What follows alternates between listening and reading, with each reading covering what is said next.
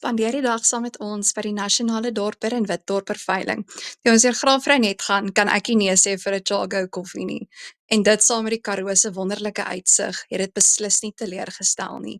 Die veiling was 'n groot sukses en met al die uitstallers daar, was al oor genoeg freebies gewees vir enige iemand om bietjie van te dief. Soos julle nou gaan sien, hierdie ram het my hart gesteel.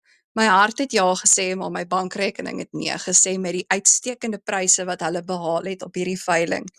Die aanbod was groot en die aanbod was goed.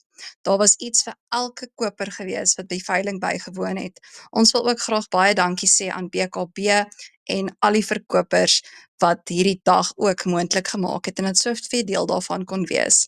Ek is 100% oortuig waarheen hierdie ramme gaan na hulle nuwe huise sal hulle doodgelukkig wees. En dus is ons nou op pad na ons volgende veiling.